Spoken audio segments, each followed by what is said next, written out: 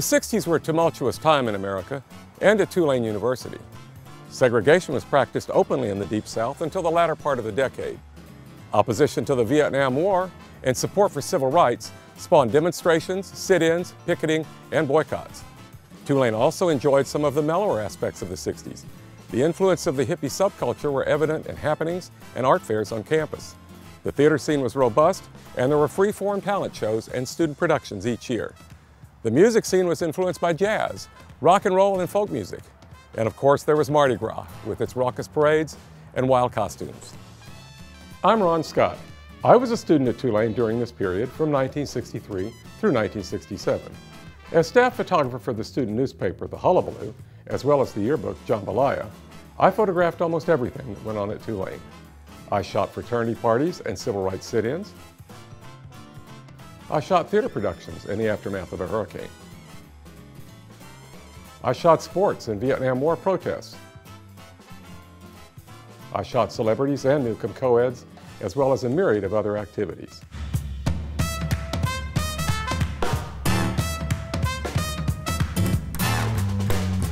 Through images gleaned from my archival collection, I will take you back 50 years to those tumultuous and joyous times.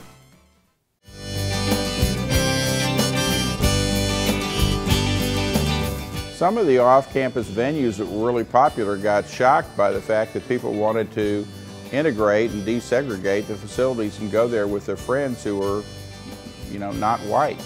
So it was a pretty interesting time to be there. We were certainly made aware by the hullabaloo of everything that was going on at campus. Even if you were not outside Phillips at the picketing, you couldn't help but know that it was happening because somebody had photographed it and presented it to us as great news.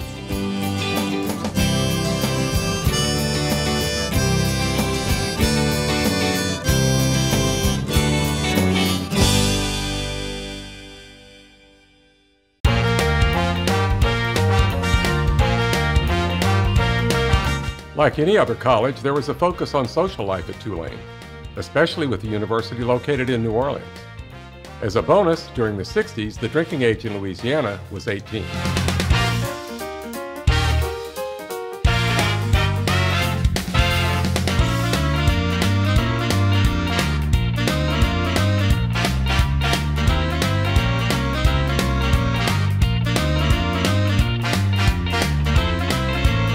I thought that it was always interesting that there was something going on at Tulane, and particularly as you drifted in and out of the University Center, there would be either someone playing the piano, or a skit was being developed, or a speaker was getting ready to come on. So we had lots of events that would attract your interest all the time.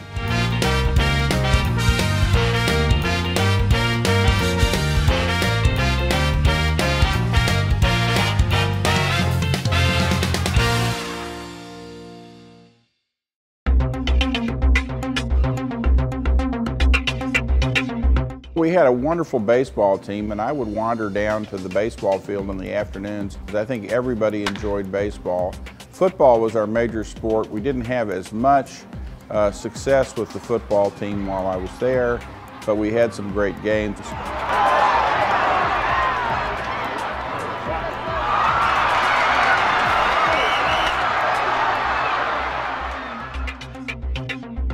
Basketball was also popular at Tulane.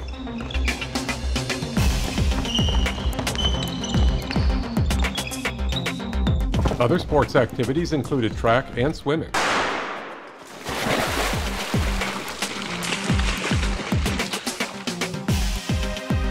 And of course, there were cheerleaders and pep rallies.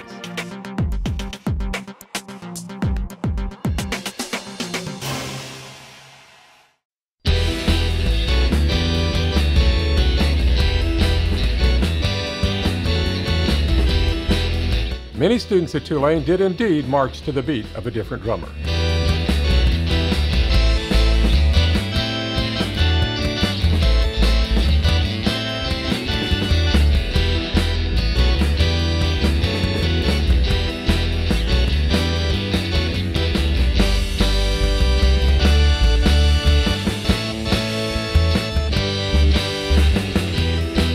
Not all of these activities were met with an eye of approval by members of the staff.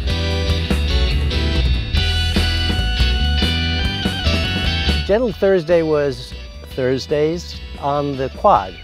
And it was sort of to let our hair down and hear music and dance, and sort of was, I guess it was like a little mini Woodstock, I guess, or that was what we intended it to be like. It was, and it was punctuated by the fact that Thursday was the ROTC drill day. Day. So it had a little bit of an edge to it. Yeah, right. Had balloons up and music blaring, and people were dancing on the quad. It was really quite a lot of fun, I think. It's a little bit of a counterculture movement here at the Tulane campus, wasn't it? Yeah, it was kind of like, what do you call it today?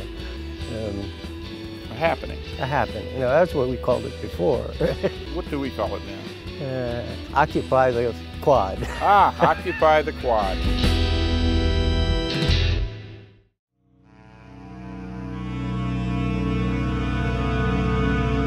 I had just arrived for the school year when the Betsy hurricane came in. Then they were telling us we needed to button down for the hurricane. I was there when Betsy hit, and they evacuated us and took us over to the gymnasium. And then all of a sudden, we heard these explosions, and the wind had hit such a peak that the windows up above were shattering, ripping across the floor of the gymnasium. The wind was really blowing, and there were things blowing in the wind.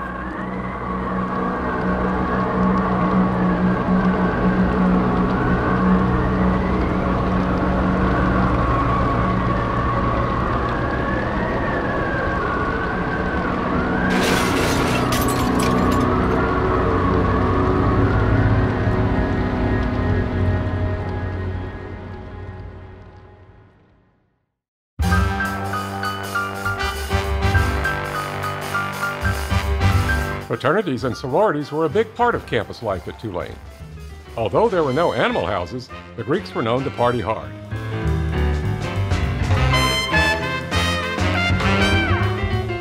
They also hosted charitable events and were active in most campus activities.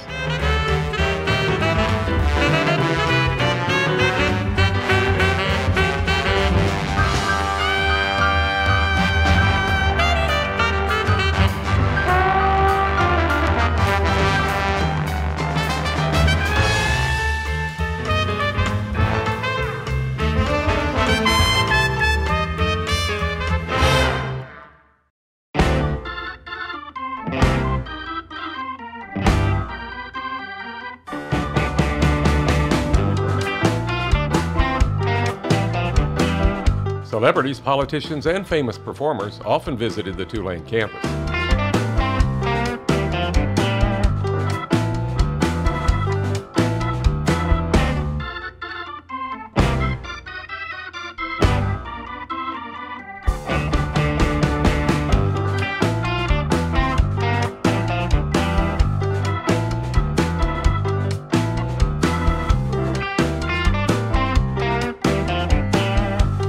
Celebrities also provided a welcome distraction from the tedium of academic work, although some attracted protests and demonstrations.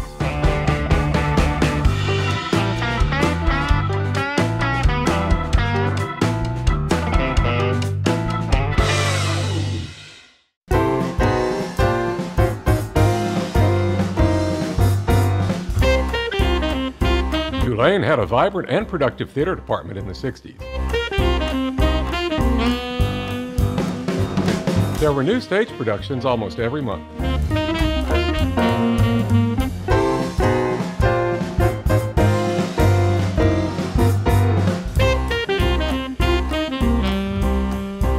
In addition to theater department productions, there were many other performances and stage events put on by different groups and organizations.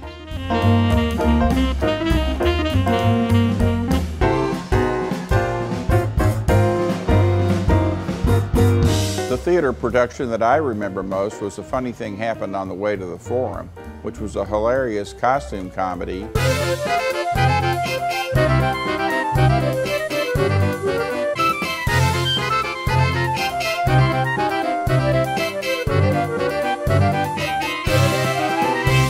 I remember a big controversy came when the university decided that they needed to save some money by eliminating the theater department, and Richard Schechner, who was a very popular professor there and really probably one of the brilliants, in the theater and drama review business, left the campus along with the other professors in the theater department. It seemed like a shock to us at the time because the theater department was so strong.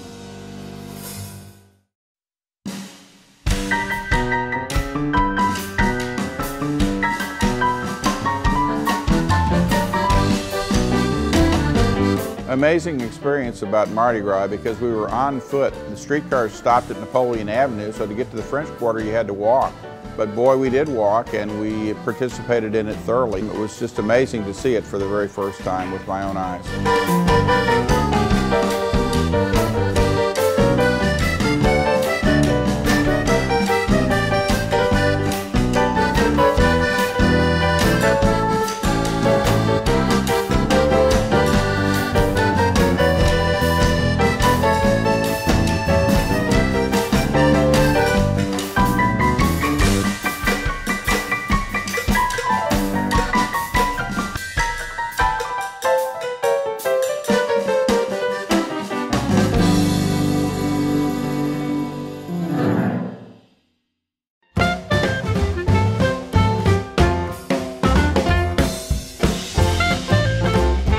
Tulaneans enjoyed a diverse music scene.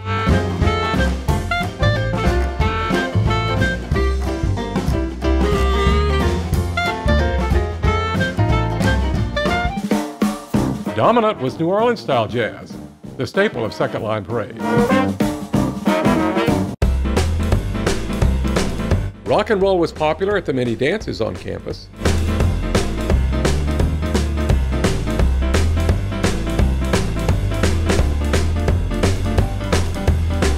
Folk music was celebrated at the folk fests and remote broadcasts sponsored by campus radio station WTUL.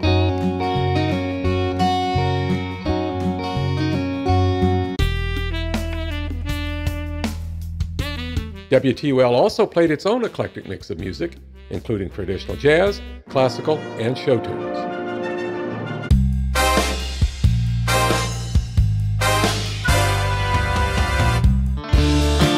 With the arrival of the Beatles in the U.S. in 1964, Tulane felt the influence of their music for the remainder of the decade.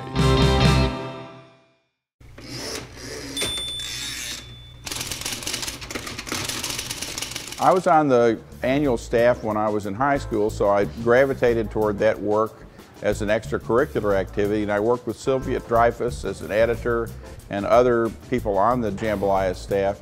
But all that publications area was kind of a hotbed of interest because you had people like Hotting Carter, who was the publisher of the Greenville Democrat-Times and was also the faculty advisor to the Hullabaloo. So it was a very professionally run organization and a lot of interest up there on the publications end of the University Center.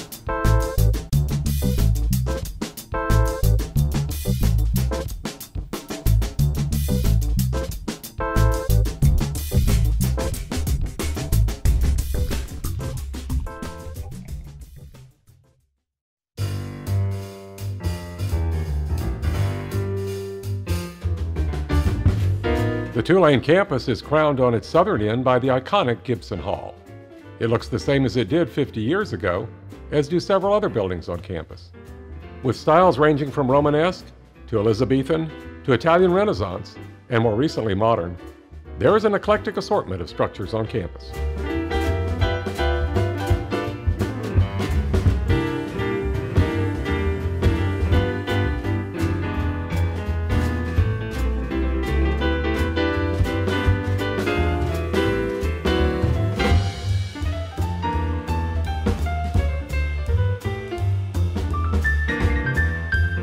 The University Center is located where it was in the 60s, but was gutted, expanded, and reopened in 2006 as the Lavin Burnick Center for University Life.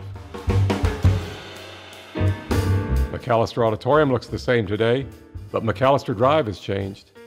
Back in the 60s, it was a street with lots of parking, but now it's a pedestrian walkway.